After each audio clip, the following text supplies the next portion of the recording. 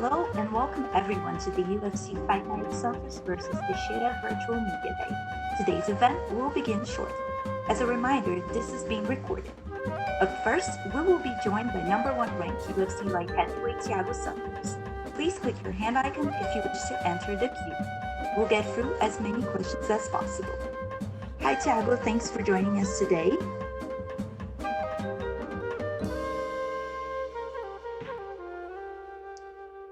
We'll kick things off with Jay Anderson from K-Side Press.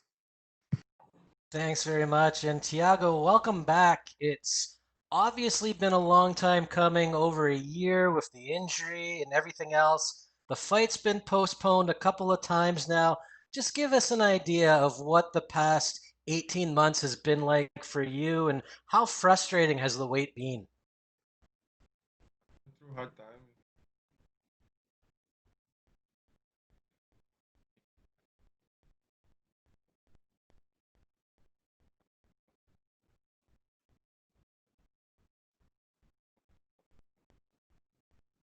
Better now. I'm so happy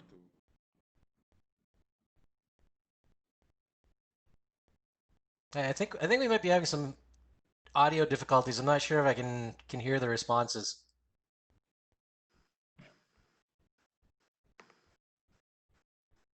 Yes, Thiago, can you?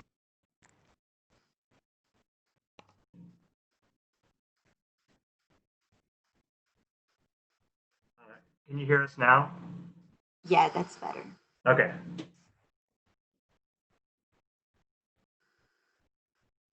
Thiago, can you repeat your answer? We didn't get it. Okay.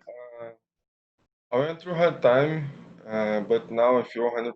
I feel good.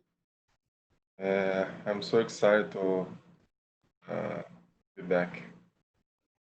That's good to hear. With the delays, I mean, you had COVID, Glover had COVID. Was there a point that you thought maybe, okay, the Glover fight's not meant to be, maybe my return will have to be against someone else?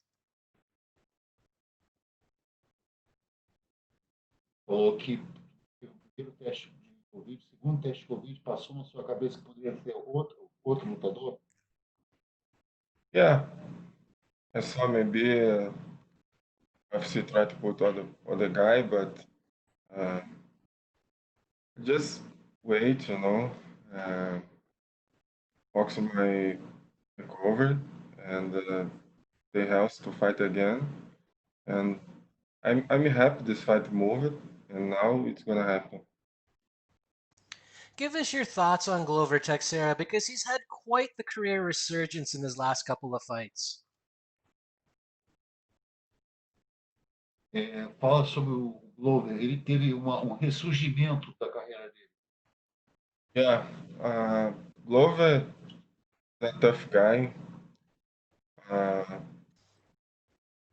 He's doing very well, you know, especially for this age. He's a tough guy. He's tough. He's fights so good. Has good strike. He has good jiu-jitsu, wrestling. He's a danger fight. I need to pay attention about everything, and I'm ready for that. And where do you think a win, I mean, if you're able to get past Glover on Saturday, where does that put you? Because a lot of people saw this as maybe a number 1 contenders fight, but it looks like Israel Adesanya is going to get the fight against Jan Blachowicz. Yeah, I don't know. We will see what's gonna happen after that fight. First, I need to win Glover Teixeira. I need to do my best and show for everyone that I be back and I am really number 1 contender. And yeah, we will see what's gonna happen after I fight. But, I believe who won the fight deserve to go to the title shot. Do you have any concern that if Izzy does win the title, he might delay things at middleweight by going after, for example, John Jones and holding up the division? Você tem alguma preocupação que, de repente, se o ganhar, ele pode parar a divisão porque ele quer lutar com o John Jones? No, uh, and no one know what's gonna happen. No, I need to do what I need to do. I need to win my fight, and after that we will see. And last one for me, you wound up, being out for quite a while. What helped you keep your focus and and your motivation for all this time? Uh, my focus, my motivation, because I'm back. You know, so long time I have stopped it, so I'm so happy to be back to fight again. To do what I love to do. So it motivates me. All right, well, welcome back. Looking forward to Saturday. Thank you. Our next question is from Mike Vaughn with USA Today.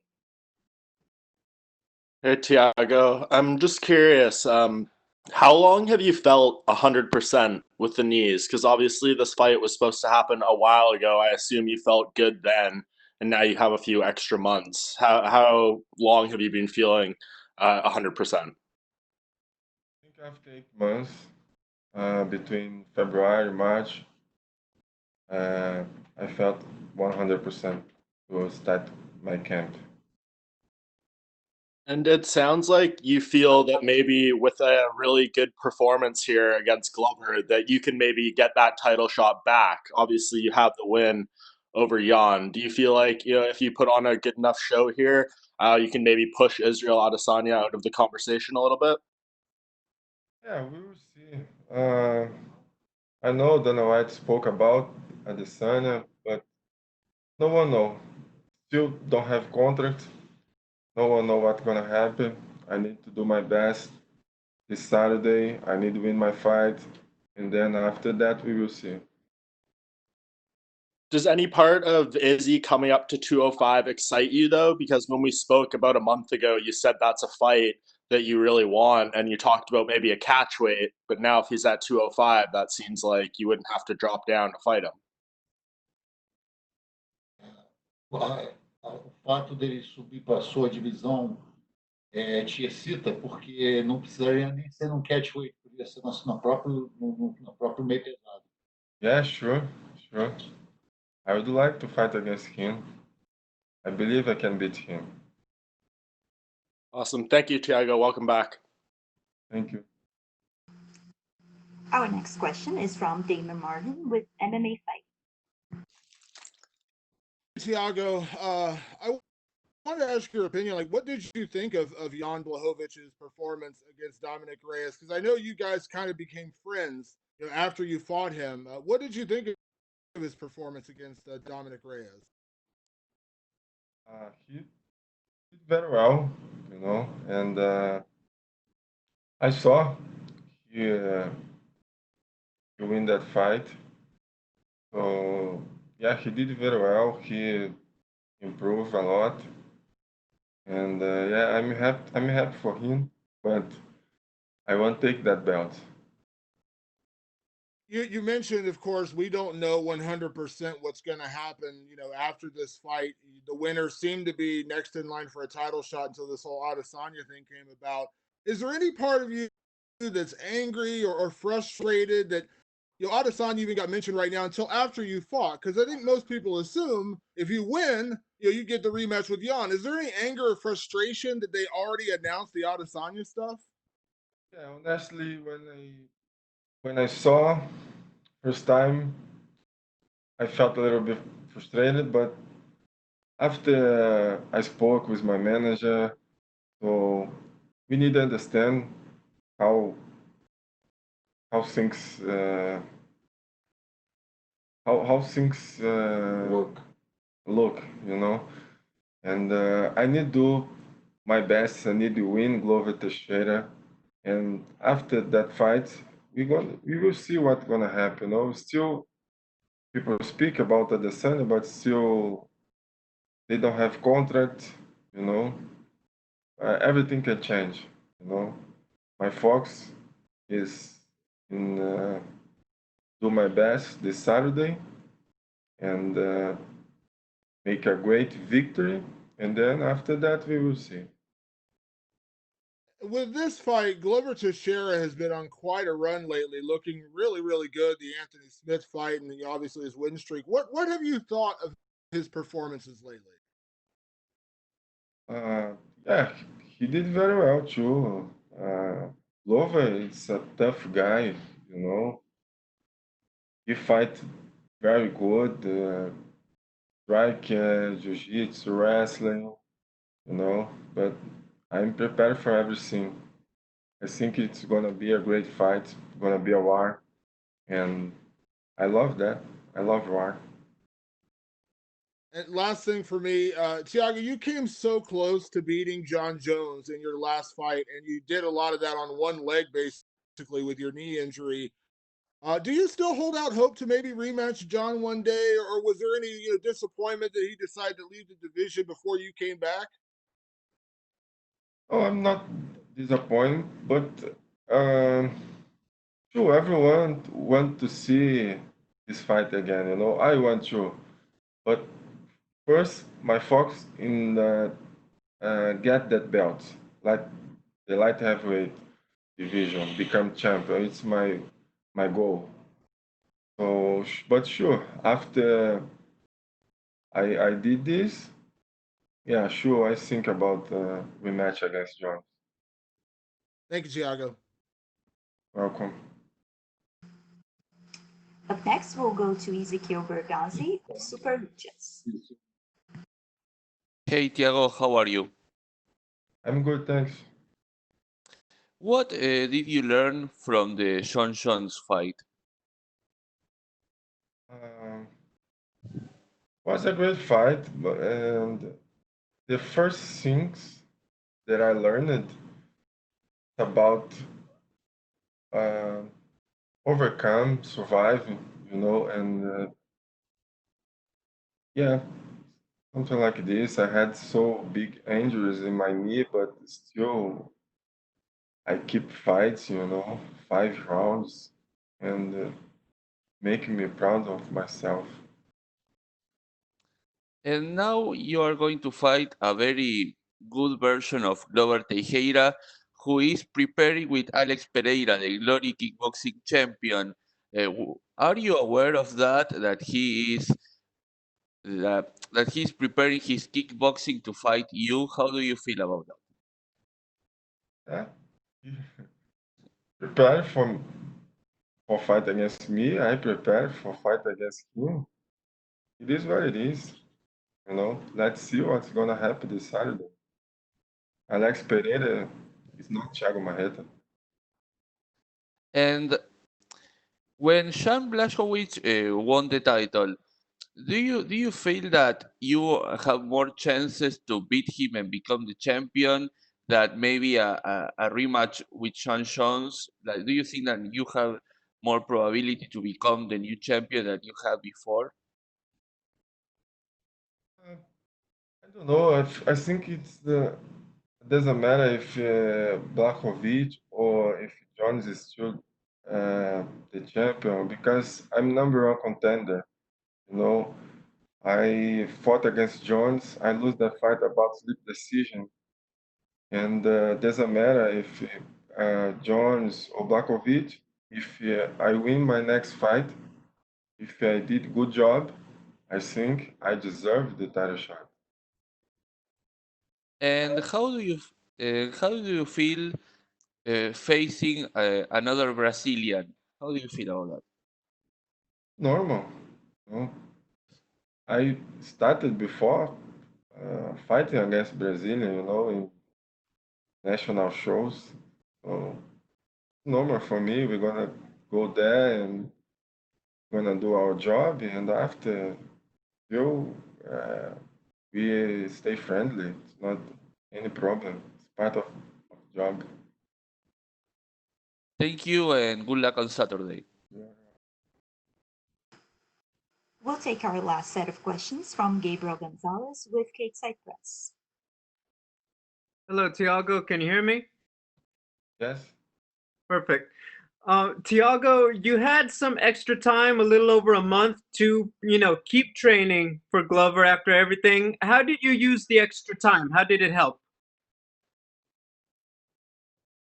I'm use that time for improve, for learn more, for prepare myself. So before I was 100%, now I'm 110%. Because it's been so long since your last fight, how does it feel to be back in fight week? Does it feel more exciting? Does it feel like it's been a long time? How does it feel compared to other fights you've had?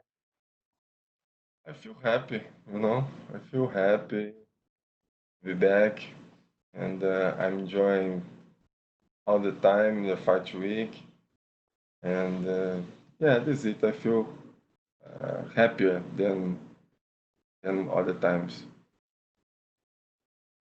Leading up to your title fight, you were very popular. You had a lot of great knockouts, a lot of stuff. You have a lot of fans who are worried. What about Thiago's knees? What if he's not the same? What is your message to your fans who are worried that, you're not the same after the injury? Don't worry about that. 100%. I'm prepared so good. I did so good camp, and everyone can wait the best Thiago Santos ever. Thank you, Thiago. Good luck. You're welcome. Thank you.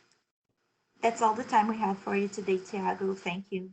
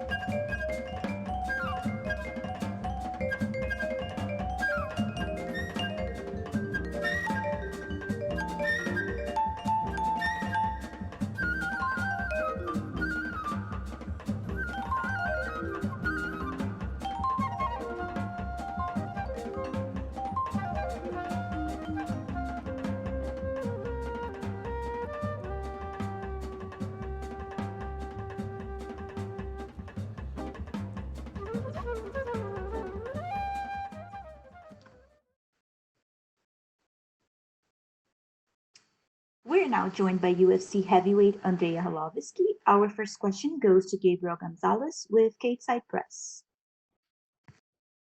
Hello, Andre. Just two Hi. quick ones. You fought a lot of different fighters in your career. I guess what is the feeling like? You're not up against a veteran, but you're up against a guy pretty new to the UFC. First of all, he's pretty new and he's so far the youngest one. Feel excited, very excited about this match. No doubt about his stuff. He's dangerous, young, hungry, so I'm ready to go. Does it, being the former champion and the veteran, does it bring more motivation to your training? Because it almost seems like they're looking to build him with a win off of you, possibly. Things like that, they're fucking wrong. So I'm very excited, like I said, about this match. I have my plans, my goals. I have my motivation. I'm talking exactly about my two little sons. So fuck everybody else that they thinking about. I'm here to help him get like victory or some veteran or something. Listen, in heavy division can anything happen. One punch you can win a whole fight, and one punch might end up everything what you put in the first 3 rounds. So I don't care. Like I said, I'm here to beat him. I had a great camp. I had great coaches, and I'm super motivated. I'm ready to go. Like I said, at age 41, I'm pretty much the first guy who come into the gym and the last one who live in the gym after workouts. So I choose what's more important for me right now. I choose my priorities in my life, and that's it. I'm ready to go. Like Nike, just do it. That's all for me. Thank you. We'll go next to Mike Vaughn with USA Today. Hey Andre, this is your 33rd UFC fight. Only two people have more than you, Donald Cerrone and Jim Miller, who each have 36. But you actually have more fights in this run with the UFC than you did your first time around when you were champion and everything. How do you feel about how this stint has gone compared to obviously your first run earlier in your career? The big difference, only one big difference is my age. Years ago. And listen, I don't know. Some beauty in that time, what happened with me like 20 years ago, 15 years ago. Some beauty right now, like I said, like I'm really excited, and I'm 41 and I still play my game, fighting. So I'm lucky person. I love what to do. I love fighting. I love training hard, and UFC fighting is my passion. So I'm very lucky person. And if you look at the list of the guys with the most fights in UFC history, you're the only heavyweight that's really up there. There's no other guys who have competed in this division or in the sport at heavyweight as long as you have, or as many times. What do you think the key to that is? Because obviously, there's a lot of damage that can be inflicted in heavyweight fights. Listen, first of all, take care of myself. My wife take care of my face, and I take care of my body. I'm on a diet. Like I said, I choose what's more important for me right now. We have great example. It's like not many UFC fighters over age 40 still fighting. It's like who me, Alexei Olenek, Yoel Romero, Anderson Silva fought last weekend. But listen, I have a great example. George Foreman. He became a world champion at age 46. So mark my words. For me, prime time ahead of me in near future. And you mentioned it earlier, this is the youngest guy you've had to fight kind of in this run. You've been in this position before. Do you think if you win this fight, you deserve to get the opportunity kind of flipped around where you get the chance to fight someone, ahead of you and move up instead of fighting a younger guy who's newer to the promotion? Listen, I'm like other heavyweights in the line. Title for bigger fights, but listen, I employee of UFC. I'm fighting for UFC. Dana White, my boss. Listen, I didn't take serious fucking Rosenstruck when I fought him last year in November. Listen, just like I paid for every my mistake. So another young guy, good. I never choose my opponents. I'm just I'm ready to go. Boser, we'll see what's gonna happen after Boser. Great. Thank you, Andre. Thank you. Up next, we'll go to Ezekiel Berganzi with Super Luchas. Hey, Andre, how are you? I wanted to ask you, how do you feel after Anderson Silva's retirement? Because he debuted in the UFC when you were champion. So, how do you feel after watching all his career and now seeing him retire? Listen, I think he did a lot for UFC, for mixed martial arts. So what I can say, Anderson, enjoy your retirement. And you know, Tanner Boser, talking about your fight, Tanner Boser comes with 2 victories with knockout. So, are you going to fight him with the distance, knowing that he has a knockout power, or are you going to brawl him? Like, are you going to exchange a lot of punches with I'm him? brawl with him. And like I said, in the past fights, only my mistake, what I did, it was because I didn't stick with my game plan. I had a great camp. I have a game plan for my fight on Saturday, so hard work behind me. It's easy to fight, but what's going to be hard for me is stick with the game plan. That's it. And how do you get used to train under the pandemic circumstances? Because you had one fight this year, and this will be the second one. So are you used now to training under all the social distance and stuff? Don't train on social distance. I'm training like full contact with my sparring partners and my coaches. I'm okay. If you mean that how affect my training, didn't affect at all.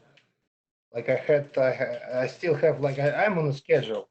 If I have 3 workouts a day, I'm gonna do my 3 workouts a day, unless if somebody's sick or something else. But knock on wood, everything went very good, and I stick with my game plan. COVID doesn't affect my training schedule. Thank you, and good luck on Saturday. Thank you. We'll now go to Jay Anderson with Cage Side Press. Thanks very much, Andre. Welcome back. You mentioned, choosing your priorities. How have those changed now that you're later in your career? 180 degrees. I'm not a party anymore. I'm not drinking like I used to drink. And listen, I spend more time with my family and at the gym. That's it. That's pretty much it. Like that's my life. Like I said, I choose what's more important for me, and I'm stick with my game plan because I know I still have some power in my body. I still have fire in my eyes. I know what I'm doing. And this fight wound up being pushed back. I believe it was originally set for October. What happened with the delay, and did that extra time help you in any way? I don't know, something happened. Why we didn't fight in October, fight now, months later in November. And you mentioned, Anderson Silva retiring. There was a lot of criticism afterwards that he held on too long. Dana White said, he shouldn't have fought. Do you worry that when the time comes in your career, you're going to have a hard time letting go? Listen, doesn't matter what I think. If I feel that I'm okay, keep fighting, I will fight. I don't give a fuck who somebody gonna say to me. But if my body, if my health not let me fight, of course I'm not gonna fight because I wanna like in 30, 40, 50 maybe years to see my kids, my grandkids, grandkids, probably that's it. Just like somebody said that Arlovski should retire back in 2009 when I lost 4 fights in a row.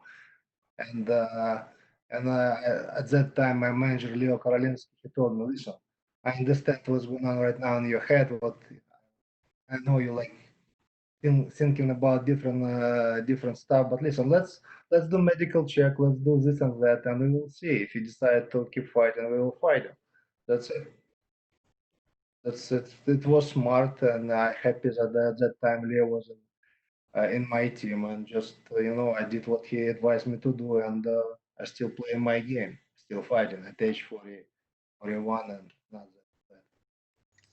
It's definitely worked out. There's another legend of combat sports coming back this month, Mike Tyson, and I believe you're a fan of him. How do you think he's going to do against Roy Jones Jr.? Oh, listen, I saw his work on shape right now. I'm very excited about that match. And actually, I like both of them, Mike Tyson and Roy Jones. But yeah, it's going to be good fight. All right, well, But I congratulations. don't have yet picture with Mike Tyson. I have to ask Dana. All right, well, looking forward to your fight this weekend. Last question, real quick. Your birthday's in February.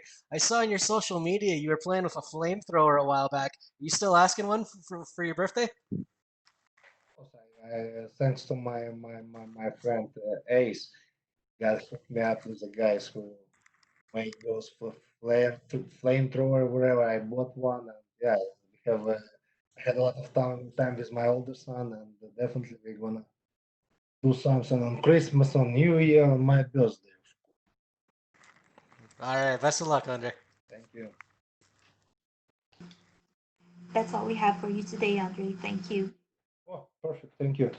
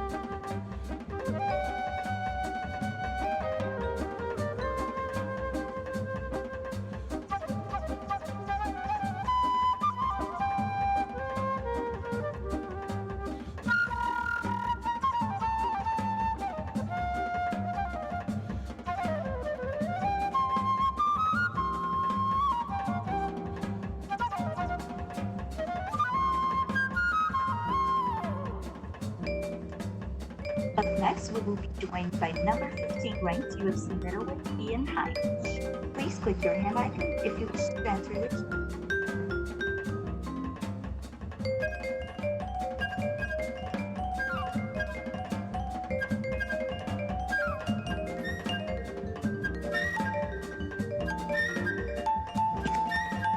We are now joined by number 15 ranked UFC middleweight Ian Heinisch. Our first one goes to Gabriel Gonzalez with Gateside Press.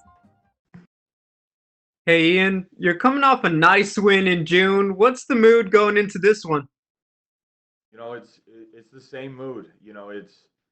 I made a ton of changes coming off those two close losses that I suffered last year, and I'm building that momentum. That confidence is building. I've assembled a new team, new coaches, and I just feel my momentum's picking up. And I'm excited to have the Hurricane 2.0 put on another show this Saturday. Obviously, you had the injury, so you weren't able to make it to the last fight. Did you watch his fight against Kyle that night, and what were your thoughts on his performance? Yeah, it was a huge bummer, man. I was really trying to take advantage of the COVID times, especially coming off a 1 minute knockout. I was trying to get that quick turnaround. Unfortunately, got injured first week back to training. And yeah, I got to watch Brendan Allen fight a debut guy who I believe is a 170 pounder. And I wasn't impressed. It was a back and forth fight. It was an entertaining fight to watch, but I seen so many holes in his game, and I believe I'm going to capitalize on that. And dude's just not quite at my level yet, and I'm gonna give him his first lesson in the UFC, and I'm gonna move on to my aspiration of being the champ and start climbing those ranks again. Correct me if I'm wrong, but you guys have both been the LFA middleweight champion. I don't know about the timing per se, but was he ever on your radar for a fight before coming to UFC? Yeah, absolutely. We've had some words exchanged on Twitter in the past, and I got the belt before him. I got the call before him. And yeah, I mean, we've kind of came up together. He's fought some of my buddies like Eric Anders, and yeah, I mean, I knew eventually we were gonna fight, and he earned his shot. He's coming off, 3 or 4 wins in a row, and unfortunately, I was climbing and almost got. I was in the top 10 for a little bit, but unfortunately, suffered a loss to the number 7 guy, close decision. So I got to prove myself again to show the UFC that I'm ready to continue to climb the ladder and go after that belt again. So I knew I was gonna fight this guy at some point, and I'm really happy that it's happening this Saturday. Final question for me. What are you most looking forward to showing for yourself in Saturday's fight? Just with the move, went to Thailand, then switched gyms, then trained at Extreme Couture, trained at Genesis, trained a little bit with Elevation. I've learned so much. I've grown so much. My last fight, I didn't get to quite show it all. People saw my movement with just a little bit of the fight you got to see, which was a minute. And I'm excited just to show how much improvement I've made, and truly being the new Hurricane 2.0, and a real threat for this middleweight division. Thank you. Yep. Up next, we'll go to Santino Honasan with Sportskeeda.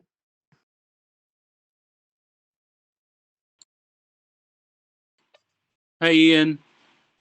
How's it Yeah. going? Hey, how's it going? Good. Um, Based on a previous interview, you spoke about having to go and face unranked fighters, uh, working up the rankings, so to speak. How important is being able to power through or go through these kinds of fights? Obviously, fighters want the big names or want to be able to face the big names as immediately as possible. But uh, how important is being able to um, take fights like these against unranked fighters? Yeah, I mean, I'm fighting these. I'm at the end of the rankings list. At the moment, I was top 10. I fought these ranked, big name, tough fighters almost immediately in my career in the UFC. And so now, I'm at the tail end. I took some close decision losses. I've made some adjustments. I've made some changes, and I'm truly a new fighter. And now it's just adding to the highlight reel.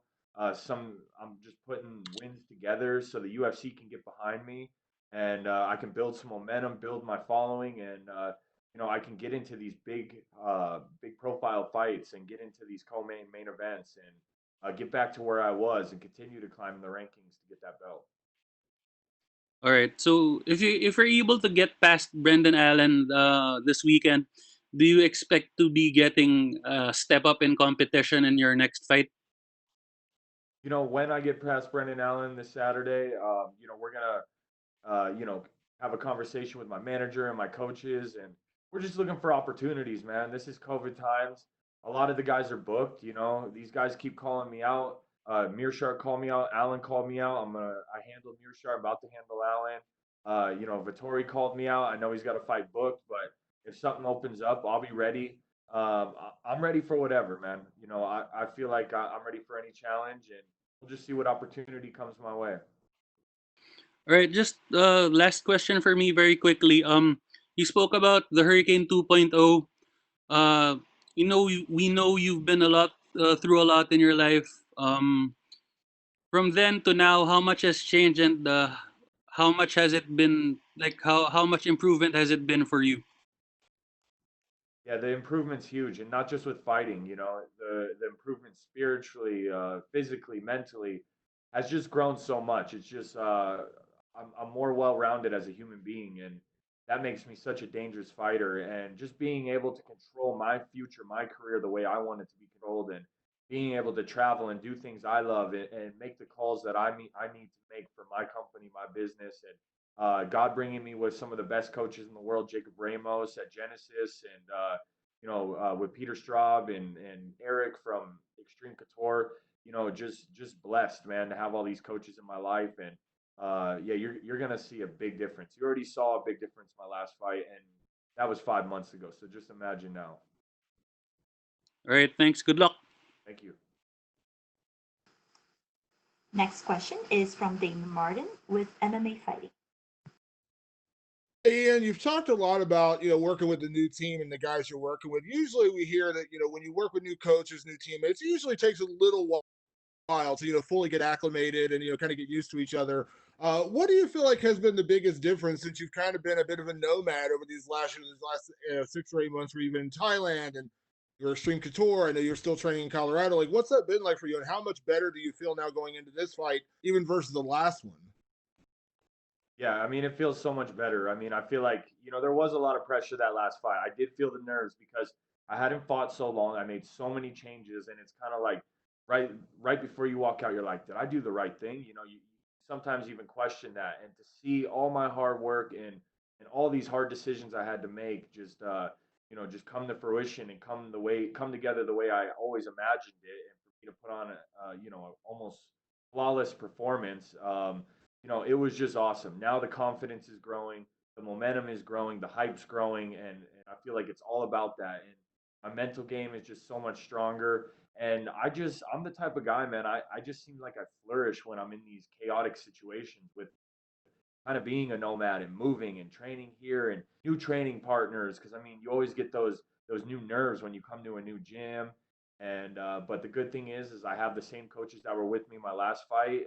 That has stayed the same, and just minus Eric from Extreme Couture because he couldn't make this one. And but I'm excited, man, and you guys are going to be excited when you get to see this performance on Saturday. There's no one size fits all when it comes to training in MMA. Some guys or girls flourish in a team atmosphere.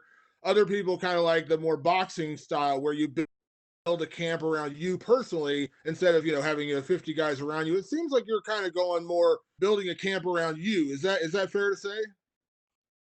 Yeah, absolutely, man. I've just been, going around really seeing what works for me, and I encourage other fighters out there. Like I feel like a cookie cutter style for everyone is not the answer because every fighter's different, and unfortunately too, with COVID has made it a lot more difficult than it used to be for sure. So you almost kind of have to build your camp around you just because you see how many people are popping for COVID in gyms that have to shut down. So I've been kind of dodging that like the plague, bouncing out from different gym, like getting out of there just in time. And yeah, I do enjoy, kind of having that camp around me, built around me. And, I feel like I'm at the point in my career where I've earned it. I can make enough to financially support that. And yeah, I mean, I love the team atmosphere. I love having a team behind me. But at the end of the day, I need one or two or three great training partners and these great coaches with their eyes on me.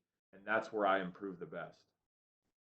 And you mentioned that, going into this fight where you're at number 15 in the rankings, and you've been in the top 10, as you mentioned, but we have kind of a weird thing going on right now, like the hype versus reality in the division where some guys are making, giant leaps ahead without necessarily being tested. You look at a guy like Khamzat Chimaev, who I think is a supremely talented guy, but, 3 wins, and now he's fighting the number 3 ranked welterweight, and he beat a guy in Gerald Mercer, a guy you knocked out as well. Like, is it weird or frustrating when you see those kind of things happening where guys are kind of taking big leaps ahead and Brendan Allen's a great opponent, but obviously he's not ranked right now?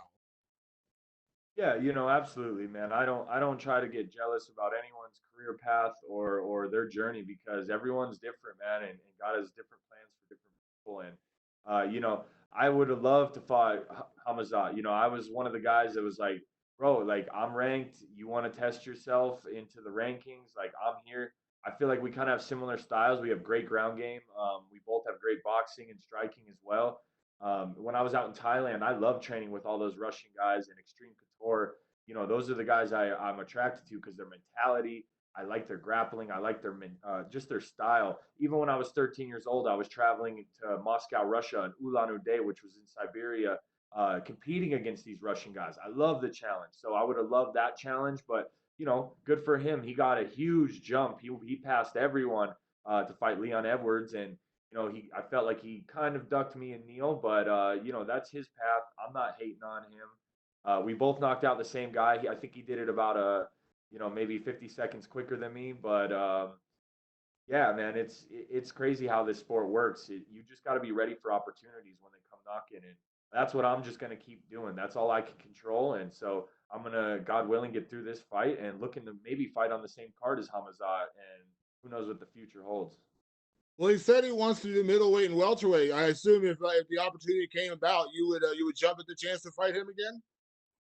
I would fight him tomorrow, like if anytime, like as long as like I'm healthy, which I am, and yeah, I would love that opportunity. I would love that challenge. Thanks, Ian. Thank you. All the time we have for you today, Ian. Thank you. Thank you.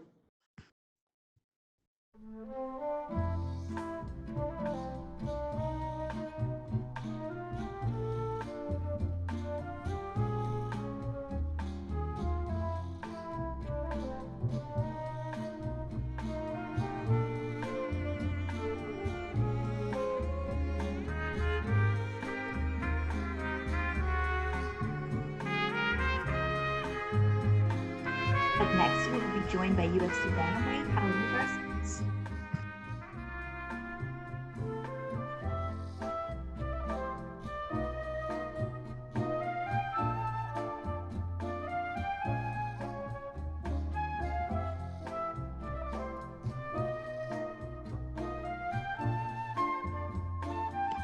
We are now joined by UFC bantamweight Raoni Barcelos. Our first question goes to Gabriel Gonzalez with Kingside Press. Hey, Raoni. My big question, you were scheduled to fight earlier this year, and then it was canceled with the pandemic. Was there any reason why it took you a little longer to get booked for another fight? Você estava marcado para lutar esse ano, mas a sua luta foi cancelada por causa da pandemia. Teve alguma razão que fez com que demorasse tanto para marcar a luta? Bom, acho que não, acho que foi consequência mesmo do Covid. Acho que nem eu e o meu adversário tivemos culpa disso e quando foi cancelado eu fiquei aguardando só ser o momento certo de lutar novamente. No, I don't think it was anything. I think it was just because of COVID. That same thing happened to me and my opponent, and it is what it is. With all of the time that you had between fights, what did you work on when you were at the gym and you didn't have to focus on an opponent? You could just work on your game.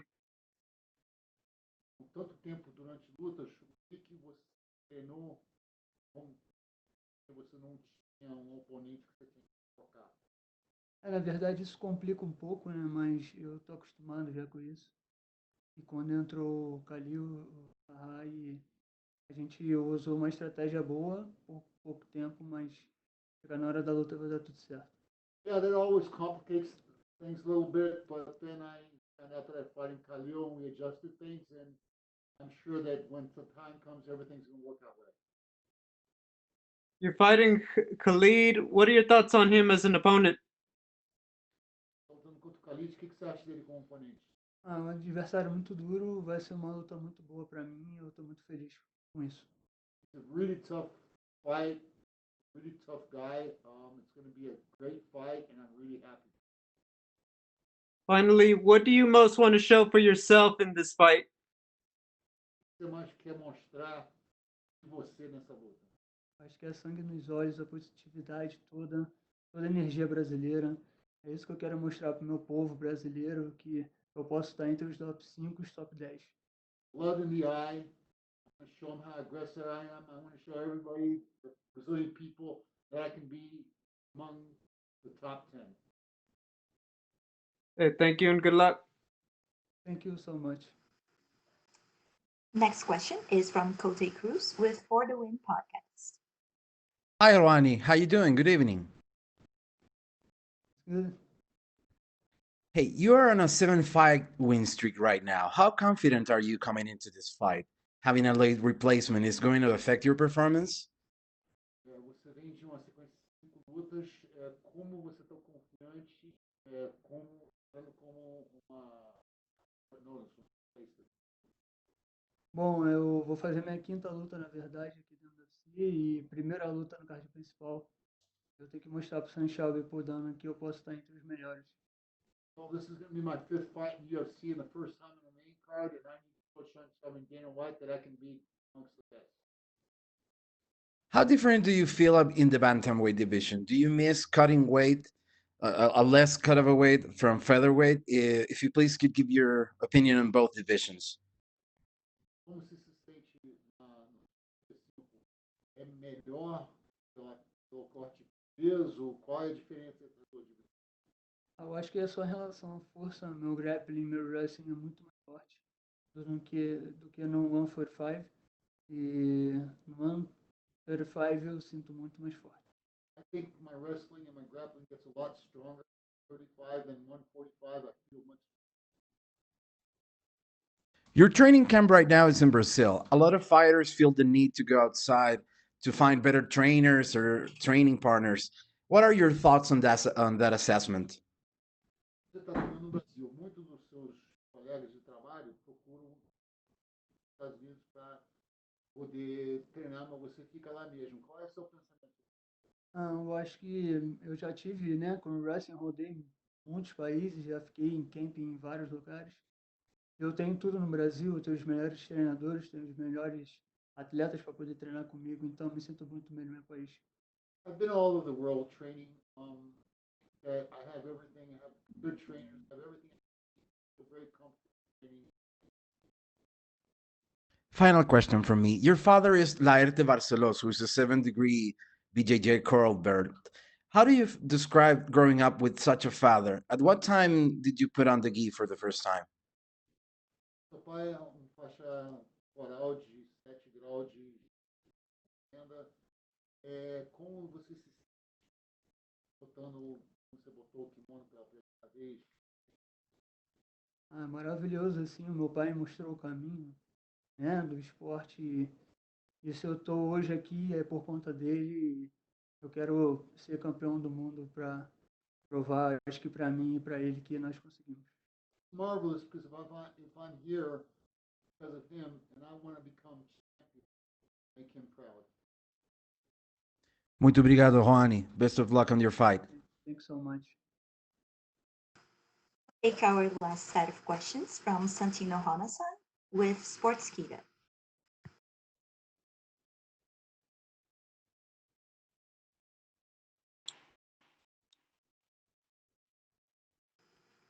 Santino, you have been unmuted. Oh, sorry. I have no questions at this time. I just left my hand raised. Sorry. No worries. Then that's all we have for you today, Raoni. Thank you.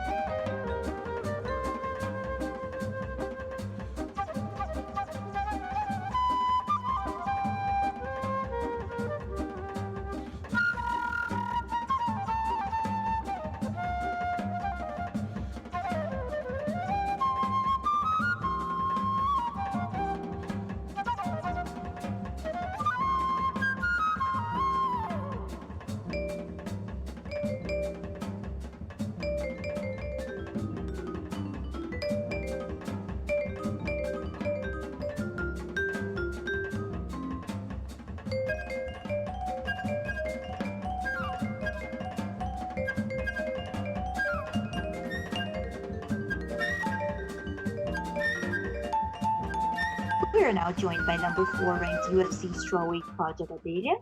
Our first question goes to Jay Anderson with Kate Side Press. Hey, thanks very much, Claudia. Welcome back. How are you doing today? Thank you. I'm doing good. How are you? I'm great. Now, I mean, obviously, you have a tough fight ahead of you. You've got an opponent who's undefeated so far in the UFC with Xiaonan. What are your thoughts on this matchup first of all? I really like the matchup. I feel like I do have all the tools to beat her. Does have all the tools to beat me. So whoever is able to implement the game is win Saturday night. I'm so damn ready for that fight. You know how aggressive she is. I'm after just gonna we've been trained for like months. I'm local. I to New Jersey for my fight camp, but okay, so happy. Already, yeah. And I mean, a win here would put you on your best streak since 2014. Do you think that would put you back in the title picture? And we know Rose looks like she's next. The rankings, whatever they mean, have you at fourth. But, where do you think this would land you? I think I'm a pioneer in the sport. I've been doing this for first ever strawweight fight in the UFC. It's me and back in 2014. I have a history in the fighting for so long. Last couple years of my life, I had big transitionings, switching um, camps and um, moving from Brazil to America was very challenging for me. I had to face a lot of adversities in my life, but I feel like this is what I've been doing my entire life, adversity. And I'm still here, I lost a few fights, but I'm always back to the gym, training, trying to improve, fighting is my life. It's what I do for a living, and have a workout ethic. I work very, very hard, and I feel like beating Jan Saturday night. Me back to the title competition. And the only other one that I've got for you, I mean, after your last fight with Angela Hill, she was very vocal about pursuing a rematch. You guys had a little back and forth on social media. Is that something you'd ever consider? Is that a fight that you'd like to run back? No, not really. I already beat her. Angela talks too much. I don't like the disrespectful fighters. I'm here to respect the people that do what I do for a living because I know how hard it is. You know, and I feel like Angela talks too much and disrespect everybody. She's already talking shit about Tisha Torres with Max opponent. So I'm not worried about her. She should be training hard and then trying to get back to the win streak. All right. Well, welcome back. Best of luck this weekend. Next question is from Pablo Santamaria with Noti MMA Ecuador. Hi, Claudia. Can you hear me? Yes. Okay, the first thing I want to ask you is you already fought under this COVID situation. Do you feel any difference between your first camp and this camp? The first camp was very challenging because we were in lockdown. We had to train in my garage for my last fight. Um, all the gyms were closed, things like that. Um, Few of my coaches had COVID. We couldn't train. Um, I'm glad I had a teammate that was fighting a week um, before me, and we trained together, which was Sojara Eubanks. Worked a lot in the middle of this pandemic, but now things are kind of like going back to normal. The gyms are back open, and I was able to train in a full octagon. I was able to go to the gym every day and see my coaches every day. We tried to keep a small group just so everybody was trying to play safe to be healthy. and but it's still a little weird, but better than what it was back at the beginning of the year. Okay, I get it. So, do you feel motivated because of facing a fighter that is undefeated on the UFC and has a country behind her? Yeah, I was undefeated too in one point of my life. I was 11-0 in one point of my life, and I lost for the first time in a year. So, I know the pressure she has on her shoulders, um, and of course she's a great fighter, but I'm ready for her. Okay, knowing that the only loss she has is by submission, that makes you feel good because you have good jiu-jitsu or good grappling. I know the holes in her games, in her game. I know what she does well and what she doesn't. Um, grappling is my specialty. Makes a mistake. Okay, and my last one is, what your prediction for the fight?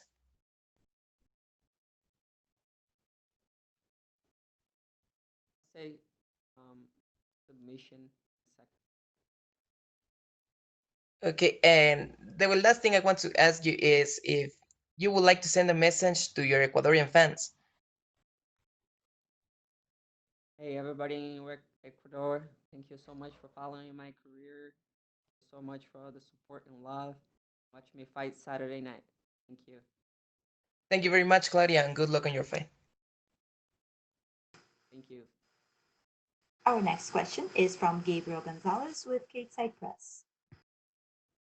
Hey, Claudia, I wanted to ask because obviously this fight was scheduled before and you had the injury. How did you use the extra time to prepare for Jan? Actually, I was like almost ready to go when I got injured. I was 5 weeks in to a fight camp.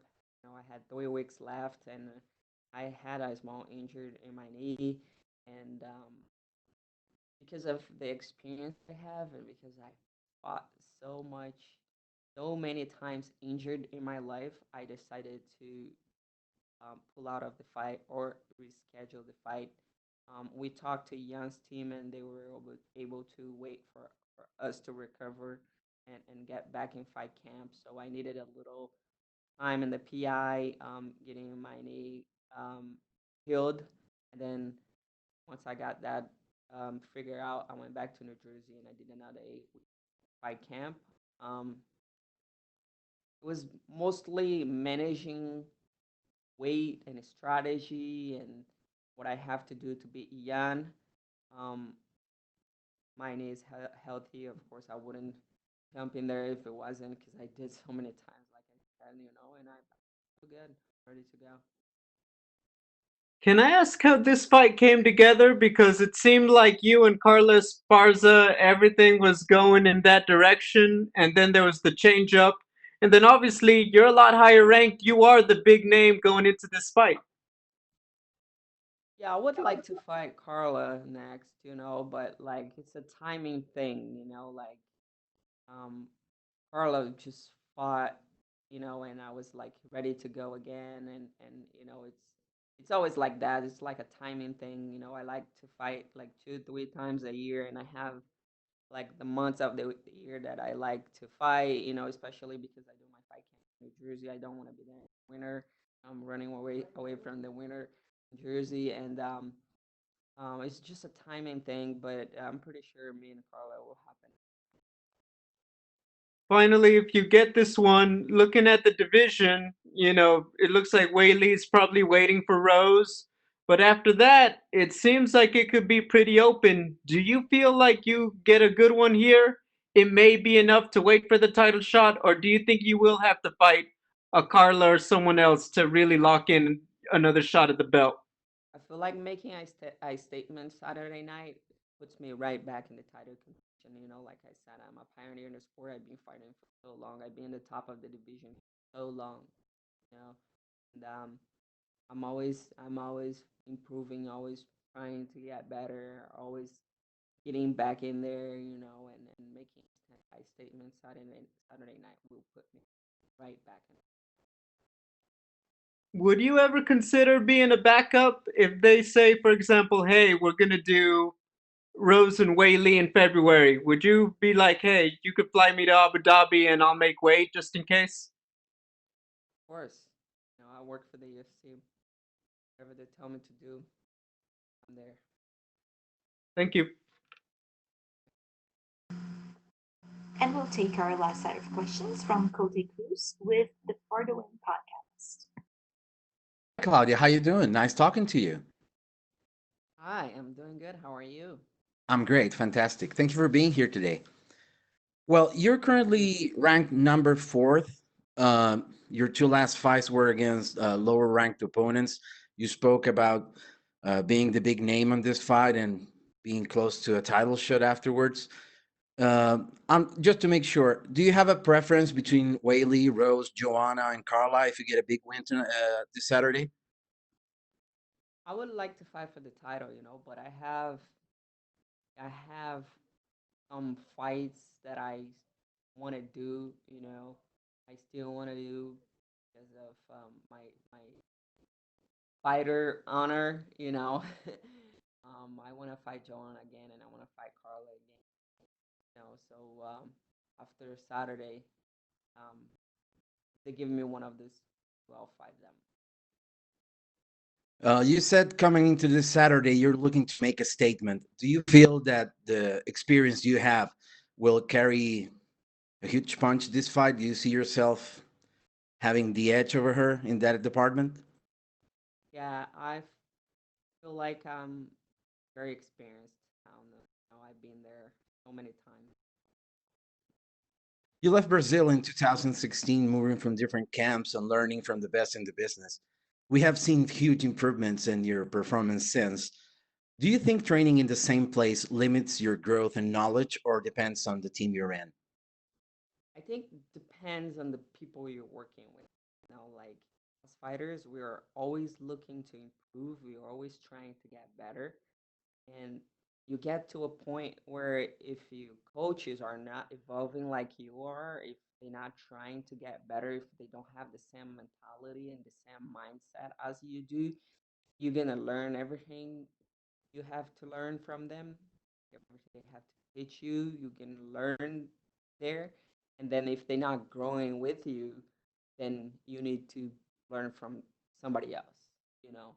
And that doesn't mean you have to leave your camp. I feel like communication, with the coaches. I feel like having an open relationship with your coaches and talking about what do you want, what are your expectations, like what do you want to do, what's next for you, and like keeping your coaches as motivated as you are.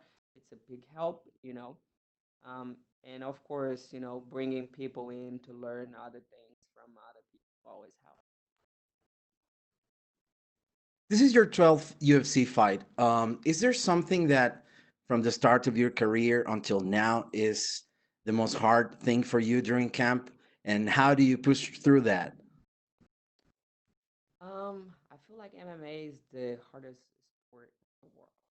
No, it's like it's mental, it's physical, it's everything, and it's like you have to use so many weapons, like in boxing, you only need to worry about your hand.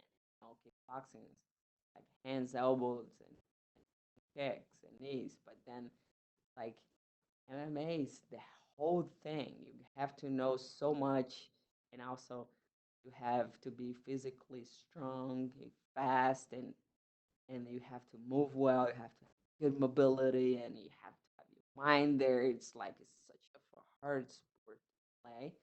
Um, Putting everything together, it's a challenge. Especially because it's such a young sport, right? MMA is around for less than 30 years, so we're still trying to figure out what's the best formula to do this, you know. And I feel like the hardest thing is trying to put everything together. You learn boxing, you learn wrestling, like putting everything together to do MMA. it's very hard and challenging, but that's why we're doing, in the next generation will um, have it will have an easier time dealing with that because we're going through these hard times now. And as the sport continues to evolve, um, this is gonna keep happening. But I feel like now it's the most challenging time of the sport growing so much. Final question from me, and trying to get a hold of that last thought about the sport being young. Do you have any advice for the women entering the fight business? Because we've seen the rise of this new generation, the Miranda Mavericks of the world, right? To name the latest great female fighter. What's your advice for women entering the fight business? I love to see all these women doing MMA right now. I'm actually one of the first ones. I started doing this. I remember when I was 15 years old and I looked at my coach and I was like, hey, I want to be an MMA fighter. I used to compete jiu-jitsu, right? And I looked at my coach and I was like, hey, I want to be MMA fighter. And he was like, are you crazy? I was like, no, that's what I want to do. And there was only a few fighters doing MMA, and it was very hard for me to find opponents. I had to fight in different weight divisions. I fought at like 135. I fought like a catch weight at 130, 125 until more women started training, and then I had more options to um, when it comes to opponents. But um, it's beautiful to see the rise of MMA. It's so beautiful to see where we are today, and we've been doing this so hard for the last 10, 15 years, and now it's paying off, like our hard work is paying off. I'm very happy for that. So for the one young women that wants to fight MMA, just keep working hard. Make sure you take care of your nutrition. Make sure you take care of your mind, your mindset. To be more specific, you got to know what you want, and make sure you have good people around you. People that really care about you and that want to see you succeed. And go to the gym twice a day at least, and work hard. Thank you so much, Claudia. I appreciate your time. Best of luck in your fight. Thank you. That's all we have for you today, Claudia. Thank you. Thank you so much.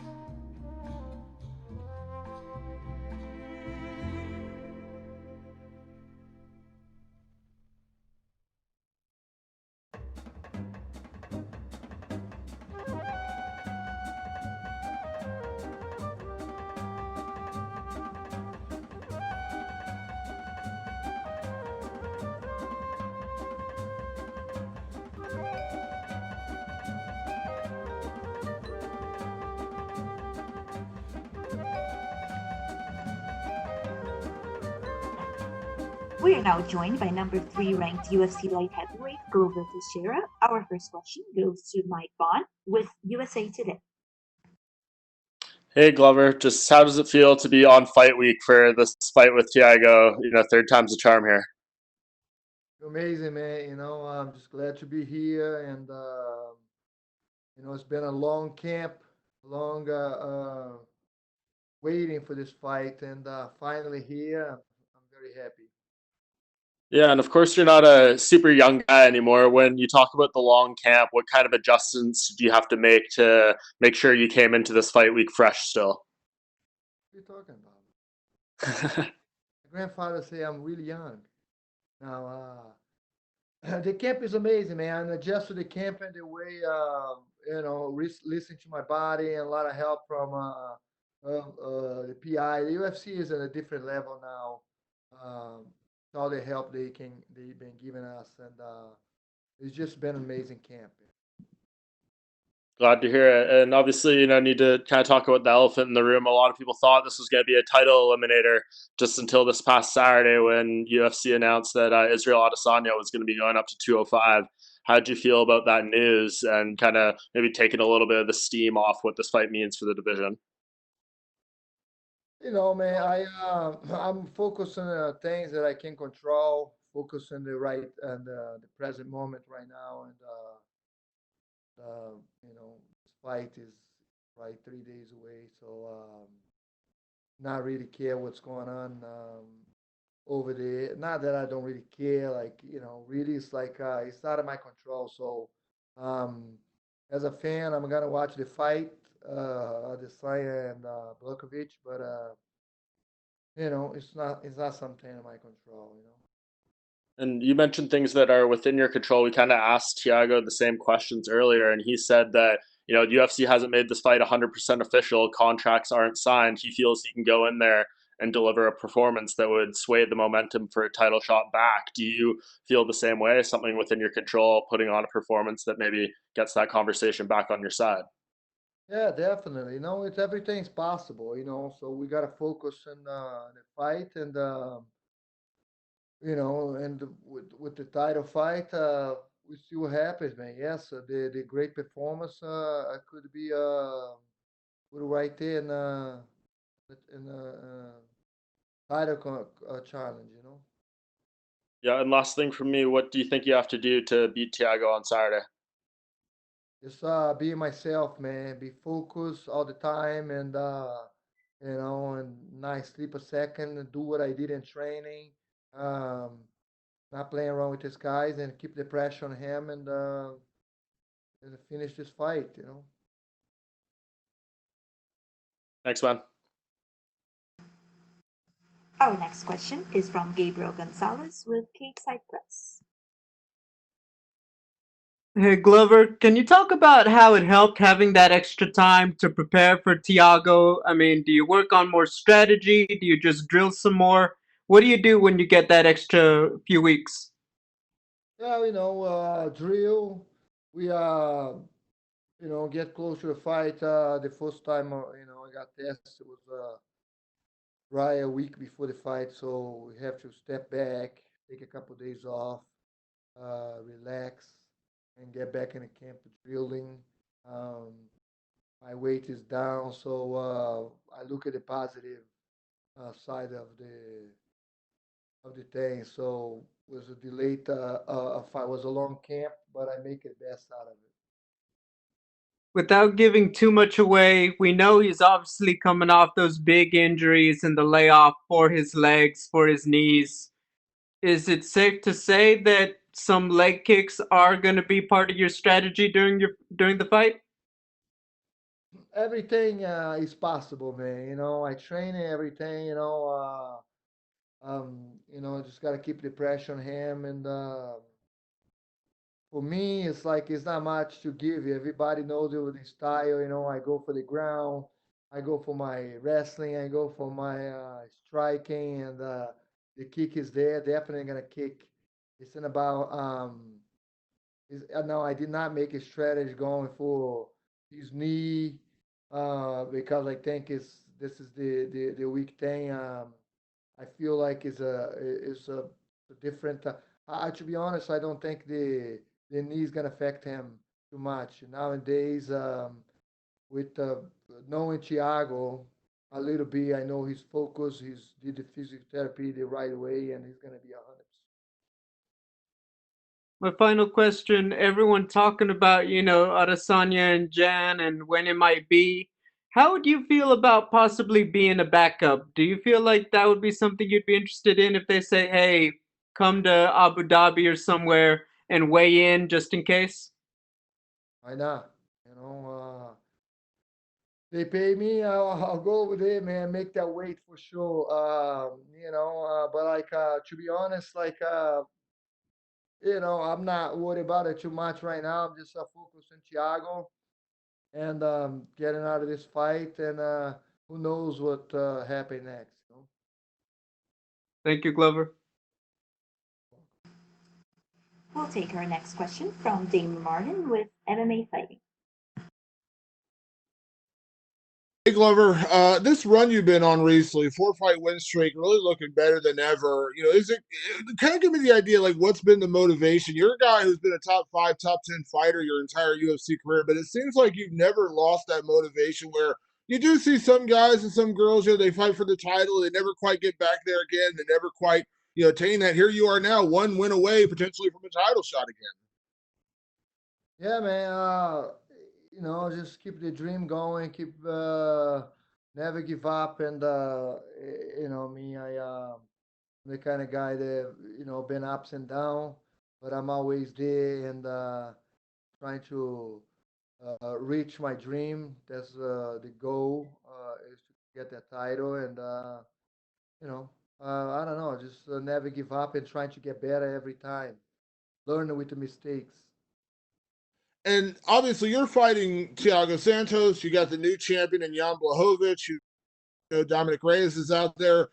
Obviously, John Jones is gone from the division, at least for now. What are your thoughts on kind of the lay of the land at light heavyweight right now? Like, what are your thoughts on Jan, and what are your thoughts on like where we sit in the light heavyweight division right now? I think Jan he improved a lot in the last couple years, man. He's like he did amazing fight. I love the style that he fight. I think it's a good matchup for me. I was rooting for him against Reyes, but I thought rooting for him, but I thought it was gonna be a difficult fight for him, and I thought Reyes was gonna win. That was before the fight. That was before I watched the first minute of the fight, and then I watched the first minute of that fight, and I was like, Blachowicz is gonna be the champion. And with Thiago, you got a guy who, we kind of know him as a power striker, kind of a knockout artist, but he did manage to, make it 5 rounds with a guy like John Jones. Went to a split decision with him. What do you expect out of Thiago? Are you kind of looking for that, him swinging big, heavy punches, kind of going for the knockout, or what do you expect out of him? No doubt, he's gonna be explosive. He's gonna throw shot explosive. Just gotta be smart about it. We train a lot and those stuff. Those leg kick, those kick is the most dangerous that he have, and he's explosive guy. But it's all it is my experience and my push, and I'm also got the knockout power. So if he's open up, I'll get him. And last thing, Glover, you mentioned, you can't really control what the UFC is going to do in terms of the title shot, and your focus is Thiago. But is there any, I don't say frustration or maybe disappointment that the whole Adesanya thing came out, 4 days ago, 5 days ago, as opposed to maybe after this fight? Because again, if you go out there and you get a big knockout, people are probably going to be calling for you to get that title shot. Versus now we got kind of this distraction of the whole Adesanya thing. Like, is it disappointing that came out before your fight versus maybe making that decision afterwards? Not yet. I'm not disappointed yet. Didn't happen yet. Everything's possible. We see after this fight, we go over there and make some noise. I never really talk too much shit, but if I have to do a little bit to promote this fight and take Adesanya out of there and get the title fight, that's what I'm gonna do. Get it back in the 185 division. That's easy. Thank you, Glover. We'll take our next question from Patrick Brokowski with TVP Sport. Oh, Glover, can you hear me? Huh? Hi. Yeah. Can you hear me? Okay. Yes. Glover, I'd like to ask, we have a few fighters in the UFC right now who are making this, who are thriving at the late stage of their careers. We have you, we have Jan Błachowicz, who won the title at age 37. We have Overeem in heavyweight. What's the key of your success to thrive at this stage of your career? I think the focus, man. People have been more focused now, and been, just listening and guys that wanted to be the champion and guys that really wanted to be in the sport and got to give all the way. The sport is growing. The sport is getting better and better all the time. So reality is like more focus. This is the thing. I think focus, never give up, and keep training and keep believing. Okay. What do you think about the shape of the light heavyweight division right now when John moved up and we are talking about Easy coming up? Is it more interesting right now, or was it better or gain more attention when John was dominant champion? I think it's more interesting right now. John Jones is moving to heavyweight. And Blachowicz just won the title. He's a new guys in the horizon, and new guys to look at it. Looking for John Jones for so many years, and now he's a different guy. Okay, and the last question from me. Just hypothetically, if Easy really moves up to light heavyweight, how do you think he will compete? Because we have few guys like Thiago Santos, like Antonio Smith from middleweight who are thriving in the bigger division. But on the other hand, we also have former champions like Weidman, Rockhold, who weren't big enough or strong enough to have success. Yeah, I don't know. It's hard to say. Izzy is definitely a very good fighter. Moves a lot, and but heavyweight division, you're gonna fight. I mean, light heavyweight division, you're gonna fight a Blachowicz, man. Power is definitely different. But he fought a powerful guy, but we'll see what happens. I think if he fights Blachowicz, he's gonna lose. Okay, thank you very much, and good luck on Saturday. We'll take our last set of questions from Luis Fernando Coutinho with Canal Encarado. Oi, tudo bem? Tudo. Então, Globo, eu sei que você já respondeu algumas coisas em inglês, mas eu preciso ouvir suas respostas em português também, público brasileiro. Primeiro, eu queria saber do teu encontro com o Marreta, né? A gente viu um vídeo que circulou na internet, o seu encontro estava pegando sol ali, e foi muito interessante que ao mesmo tempo que você falou da luta, né, que acha que um dos dois vai cair, a luta não chega no quinto round, foi uma troca de respeito muito legal. Fala um pouquinho desse encontro, e você gosta de ser tratado, ser reconhecido pelo público como um exemplo de cara que é respeitoso, mas não necessariamente quer dizer que você vai pegar leve na luta? Todo mundo sabe como que eu luto, respeito, isso é parte da disciplina de arte marcial. Eu estava falando com ele que alguns repórteres distorcem as nossas mensagens, cara. Eu acho que eu li uma coisa que eu nem estou lembrado agora, mas que eu não falei, não tem nada a ver com o que eu falei. Eles botam no topo lá para vender, você entendeu? Mas eu, Marreta, conheço eles, entendeu? Não preciso de ficar aqui promovendo a luta. E eu só estava falando com ele que às vezes com certeza eu acredito que um vai cair e espero que ele, acredito que ele, mas assim, isso é uma coisa que é normal, ele com certeza está acreditando que vai conseguir me vencer, isso é normal para qualquer lutador, mas teve uma coisa que eu li aí, eu não estou lembrado agora, mas umas coisas que é distorcida pelos jornalistas. Eu acho que talvez principalmente pelos jornalistas brasileiros, não sei. Pelo menos é o que eu mais vejo, né? Talvez porque eu leio mais as notícias em português, mas pô, isso é muito chato, porque você não fala uma coisa, os caras têm um gravador aí fala uma coisa totalmente diferente. Simplesmente isso que eu tava falando. E Glover, por que que você acha que essa luta não chega no quinto round? Analisando o casamento do estilo dos dois, como é que você vê essa luta acontecendo?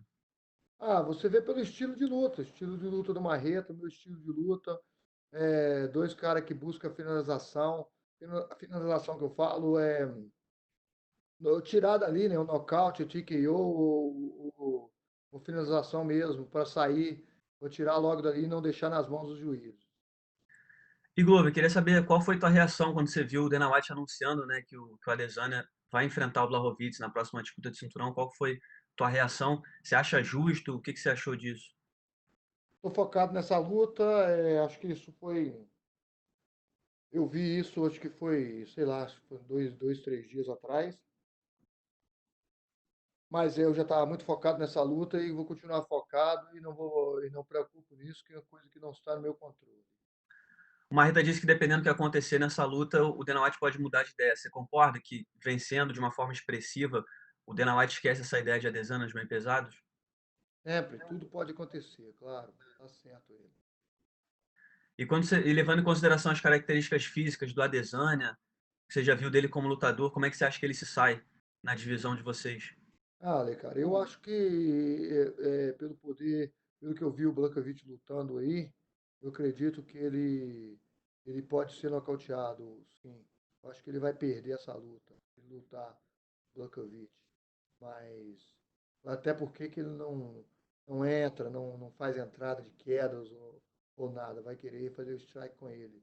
Mas o Adesanya com certeza é um lutador top, um lutador muito inteligente e vai ser uma luta dura.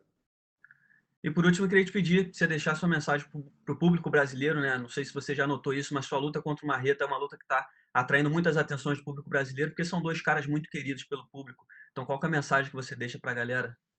É isso aí, galera. A gente respeita um ao outro. Eu conheço o Marreta, eu até falei com ele há um tempo atrás, quando ele passou para a categoria meio pesado, estava lutando na categoria 84 ainda. Eu, uma força lá falando assim, motivando, né? Falando que ele vai ser um grande lutador. E realmente ele foi, lutou com o John Jones, mas essa luta vai ser uma batalha, vai ser uma guerra. E espero eu sair com a vitória aí. Estou muito bem treinado para isso e muito confiante. Valeu, Glover. Obrigado. Nada. That's all the time we have for you today, Glover. Thank you. Thank you.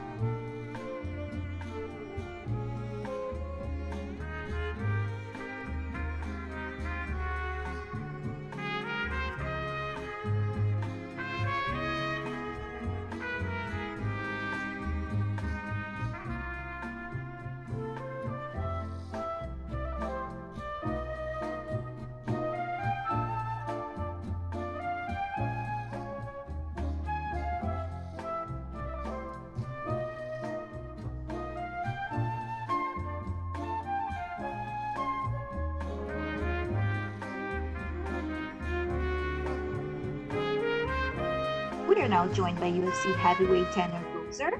Our first question goes to Gabriel Gonzalez with Gateside Press. Hey Tanner, so the last time you talked about losing your shorts, is everything good this time? You got all your clothes, everything's good? Yeah, everything's fine. I've haven't lost any shorts yet. Nothing's gone missing, so we're in the clear. Perfect. I think everyone is going to be relieved to hear that. You're fighting former champion, probably one of the most veteran of veterans on the roster. Just what are your thoughts on Andrei Arlovski as an opponent? Andrei Arlovski is like you said, a veteran of veterans. He's a former champion. He's probably going to be in the Hall of Fame. It's a massive fight for me. He's fought all the best guys in the world. Everyone from Fedor to Overeem, everybody. He's fought them. It's going to be a tough fight, but it's an exciting opportunity for me. For a lot of people, 2020 has been a rough one. It's been quite a ride. But professionally, I mean, it's gone about as well as it could go for you. You've had great performances. You've really started to stand out. How would you sum up your year so far? So far, so good for me. Yeah, I'm on a 2-fight winning streak. I had a fight get canceled in March, but I quickly made up for it by having 2 over the course of the summer. But yeah, this will be my 3rd fight this year, and if I win, well, 2020 will have been a good year for me, and if I lose, then it'll have been an all right year for me, I guess. But a lot of people have it way worse than me. I'm still able to work and still able to earn a living because UFC's been able to, keep the shows going. As a matter of fact, ramp up the quantity of events, which is amazing. Going back to Andre, after he got sick, so you've had an extra month to prepare. Like you said, just his status in the sport. Can you just talk about what it would mean to you personally to get this one on your resume as a win?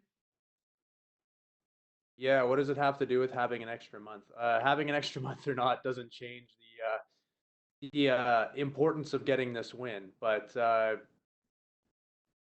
Andre would be the biggest win in my career. He's a former champion. It's a huge fight. But I gotta win. It's not gonna be easy. Hey, good luck. Thanks, Tanner. Thanks. We'll take our next question from Cote Cruz with For the Win podcast. Hey Tanner, how you doing? Good to talk to you. I'm doing good. How are you? I'm doing fantastic. You come from 2 victories by TKO, 2 straight performances of the night. This is the 3rd fight for you in 2020.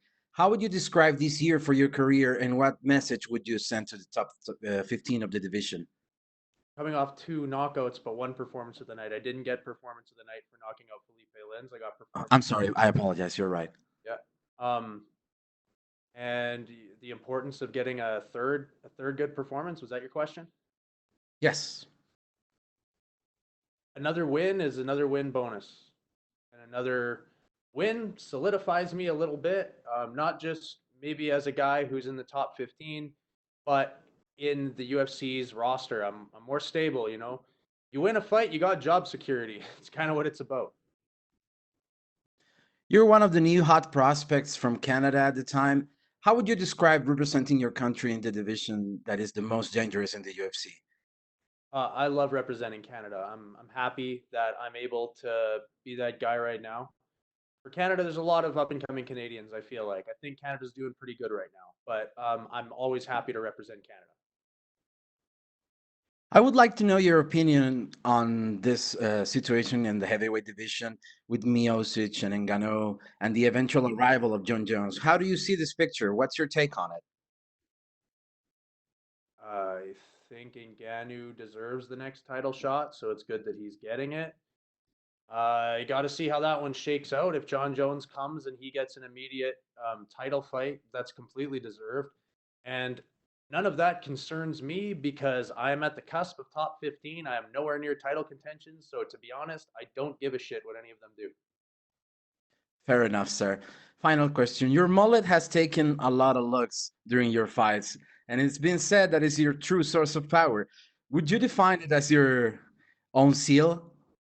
As my what? As your own seal, as your own way of presenting yourself. I've just had a mullet most of my life. I can neither confirm or deny if it's the source of my power. I don't know if I'm the reincarnation of Samson from the Bible or whatever, but it's just how I look. It's okay, man. That's awesome. Have a great day and have an awesome performance on Saturday. Thank you. I appreciate your time. Thanks. We'll take our next set of questions from Jay Anderson with Kate Cypress. Hey, Tanner. Welcome back. I know you've been hit with a lot of the Arlovski as a champion, Arlovski as a legend questions. First of all, is he a guy that you watched when you were younger? Were you a fan of his? Not really. So when I started watching UFC, Arlovski wasn't in there anymore. It was during the break when he was away fighting in other promotions before he came back to UFC. I knew who he was, of course, and I'd seen some replays on like Spike TV or whatever where I've seen his fights with Tim Sylvia. I was aware of him, and I definitely cheered for him on his win streak when he came back to UFC. I'd say I cheer for Arlovski more than I don't. Obviously not in this one, but is he a guy that I watched a lot? No, I've definitely seen most of his fights, but he was never a guy I was overly a fanboy of. But I always enjoyed watching him fight, and I have a lot of respect for him. So the reason I ask is over the weekend we saw Uriah Hall face Anderson Silva, obviously Silva's retirement fight, and ahead of it, Hall almost kind of wanted to avoid that line of talk because he's fighting a guy who he was a fan of. So it's not going to be too hard for you then to kind of put his mystique to the side and just see this as another opponent. That is not going to be an issue for me at all. I have a job to do. I'm here for work. I go in the cage and I fight who I'm supposed to fight. This happens to be Andrei Arlovski. Yes, I've seen lots of his fights. Yes, I'm aware that he's a legend of the sport, and I'm aware that he's probably a future Hall of Famer. I don't have to have something against my opponent or a disdain or a lack of respect or something to go in there and try and kill them. That is my job. So no, it's not going to affect me in the slightest. Gotcha. And you mentioned being on the cusp of the top 15. Do you expect that a win over Arlovski, that's going to put you right there? I don't know. Number 15 kind of flip flops. There's probably 5 or 6 guys that could all be number 15 in the rankings. I was there for a couple weeks till Marcin Tybura beat Big Ben, and then he got put there. It's kind of just a rotating roster. I don't really care about that much. Look, I can't control what other people's perspective is or their interpretation of who the top 15 are. All I can do is try and win this fight. So that's all that matters to me is getting the win. Where people rank me after that, I couldn't care less. Gotcha. And last one for me. I mean, this will be the third fight of the year. Chances are probably the last one, but if you could sneak one in, would you be looking to do so? Everything hinges on how this fight goes. If I come out of it, I'm not hurt, an opportunity arises, then I would probably consider it. Yeah, I would likely do it. But other things I have to consider are Canada's 2-week quarantine rule when you go back. So if things don't change and I'd have to quarantine for 2 weeks over Christmas or something like that and not be able to see my family, that's definitely something I would think about. But I would definitely be open to fighting one more time this year if I emerge from this fight without injuries. Not something I'm really thinking about. I think this is going to be a tough 15-minute fight, and I think I'm going to leave that cage hopefully victorious, but definitely banged up. So. All right. Well, looking forward to it. Best of luck this weekend. Yeah, thanks. That's all we have for you today, Tanner. Thank you. All right, great. Thank you.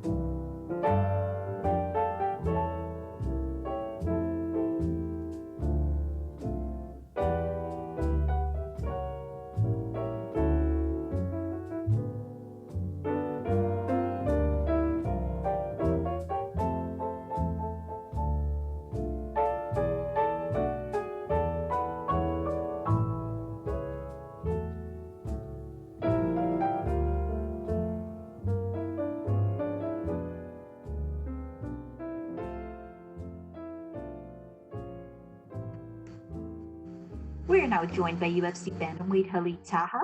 Our first question goes to Gabriel Gonzalez with Stateside Press. Hey Khalid, obviously returning from a suspension, you've had a year away. Just what did you take away from the whole experience? Yeah, it was a tough year. I think it was a tough year for everyone, especially with the virus and all this crazy quarantine stuff. But yeah, I'm ready to be back and happy to be back and can't wait to be back. How did you change up your training, if at all, when they gave you a new opponent? I didn't change it a lot because they are quite the same. They are both like black belts, likes to go to the ground, likes to take his opponents down, take the center of the cage. So there was not quite a lot, and especially I'm never preparing that strictly to an appointment to an opponent. I just do like whatever I do, almost like spiking, wrestling, jiu-jitsu. I do everything to be as good as possible in every possible. We found out about the change up just last week. How long have you known that Raoni is going to be your opponent? The same. It came like we have the time difference between me and my manager. He's here in Vegas and I was in Germany. It was like, I don't know, through the night or in the evening, and I just got the message and I was like, yeah, let's go. Gotcha. Finally, just what do you most want to show for yourself in the fight? I just want to go all in. I wanna show myself that, and I want to show everybody else that I deserve to be in the top 15 or in the top 10, and I just want to give everything, like always. I never hold back, and that's the success. That's the key for the success in this fight and in the fights before. Thank you, Khalid. Good luck. Thank you. That's all we have for you today, Khalid. Thank you. Thank you.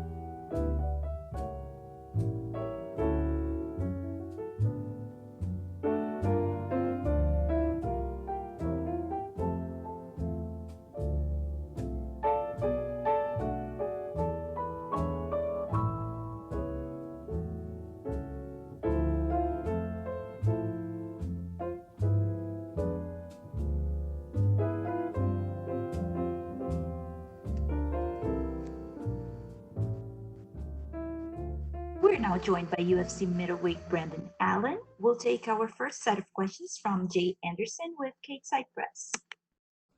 Hey, Brendan, welcome back. This fight feels like it's been a long time coming, so how satisfying is it to finally be in fight week and lined up with Ian Heinisch?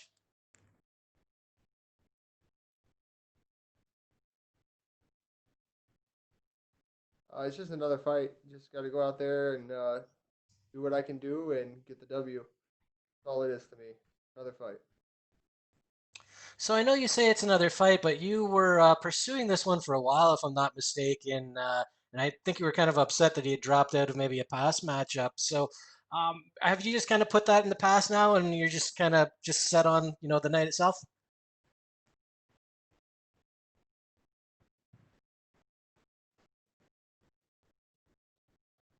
It really matters right now. I'm focused on what I need to do, focused on the task at hand, and nothing else matters. Just television right now.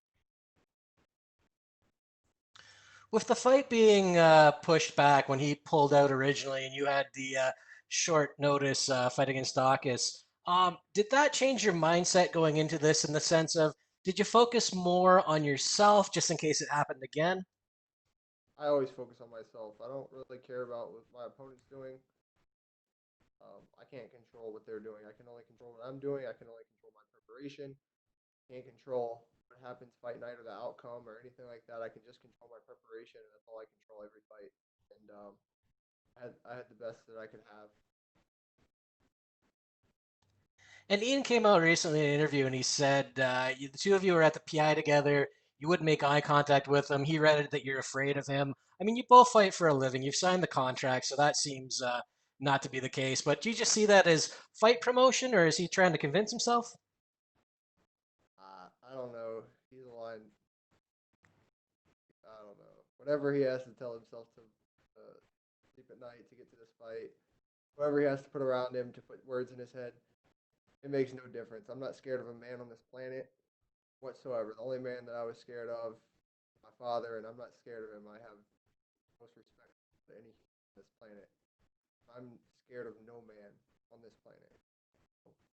I don't care what he thinks. I don't care what he says. I don't care. I'm just here for me. I'm here to take a check and go home to my girls and to my family. All that matters. I could care less what he says or. All right. Well, best of luck this weekend. We'll take our next set of questions from Gabriel Gonzalez with K-Type Press.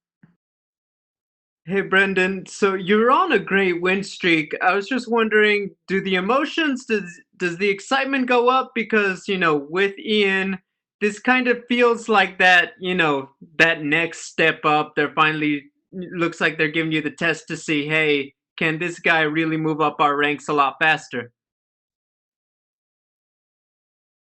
I don't really know. I kind of feel like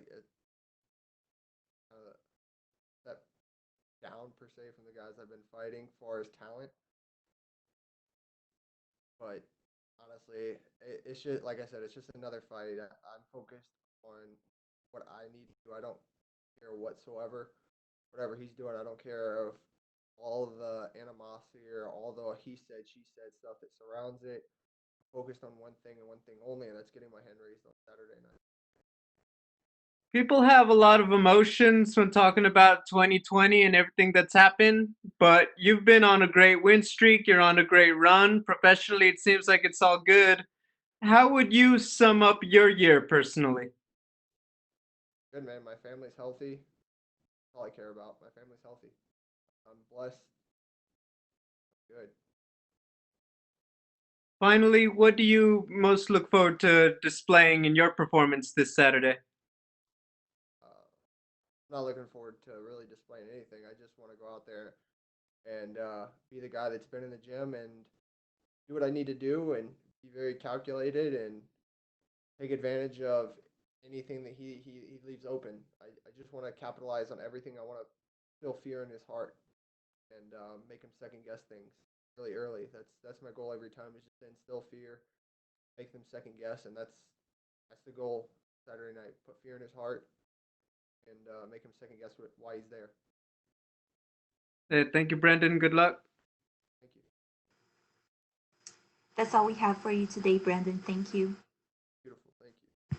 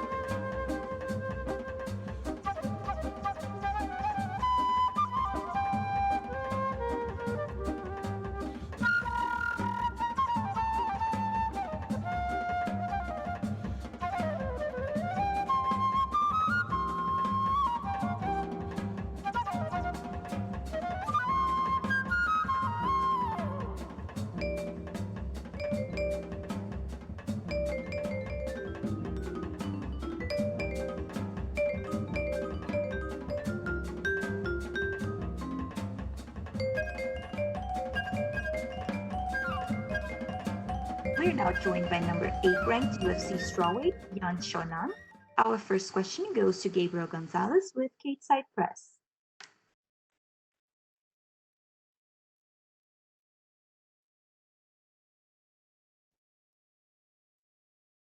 Hi, Jan. My first question, how much did it help having the extra time after Claudia got hurt to prepare for this fight?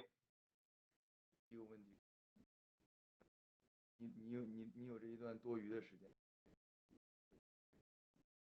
帮助。觉得就是所有事情都忙，也给我更多的时间去备战场。So everything comes good at the end. It gives her more time to prepare for the fight. Can I ask you guys both to speak up just a little bit? Okay.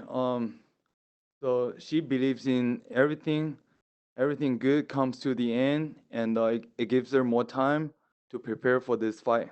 That's it. Thank you. You're on a great win streak. Claudia's a big name.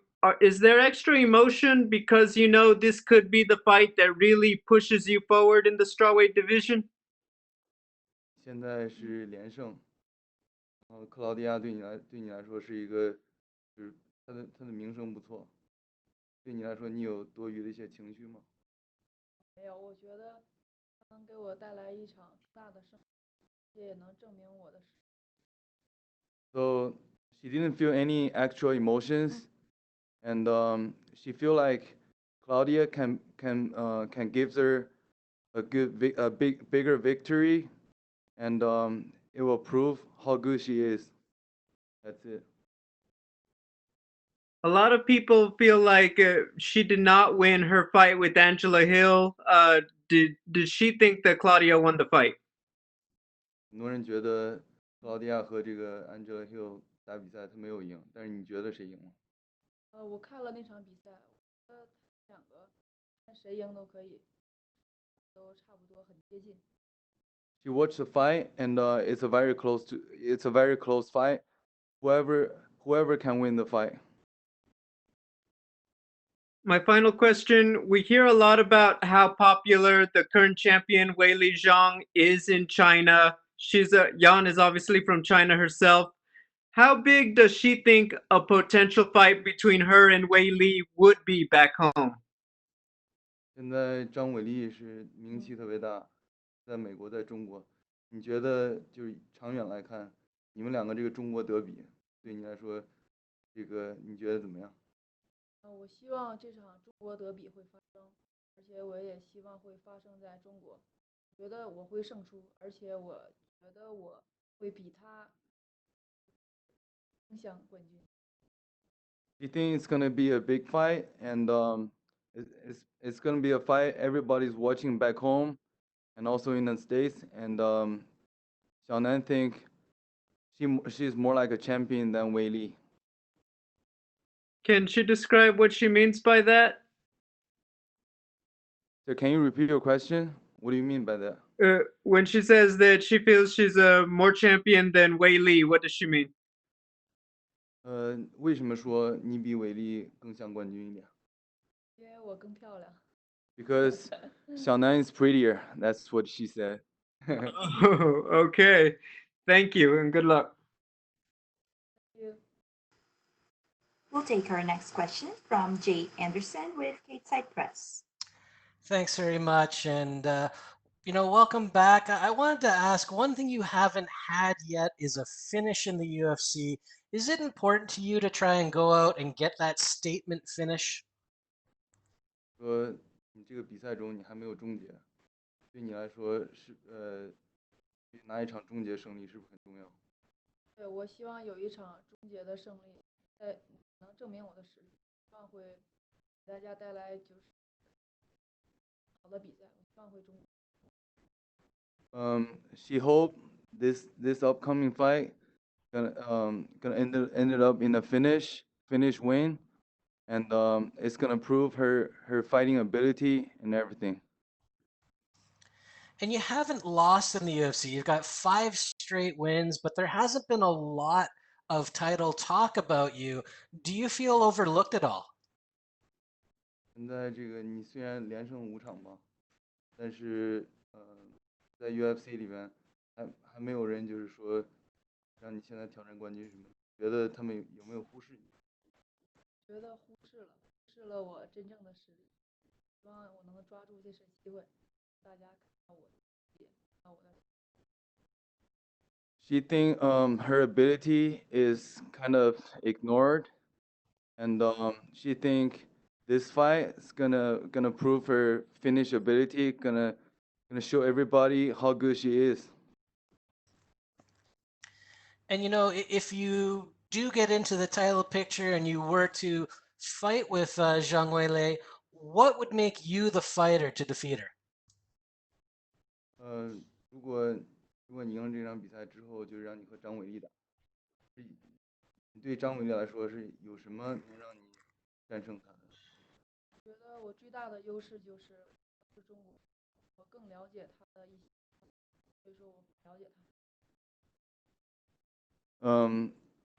She said because we all in China, we all from China, and we all know each other, so that's also her advantage because she know her opponent better.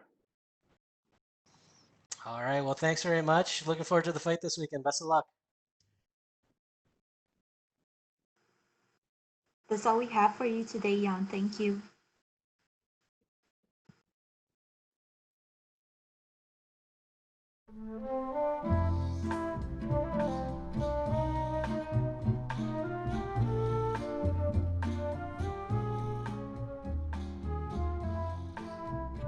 This concludes the UFC Fight Night Santos vs. Teixeira Virtual Media Day.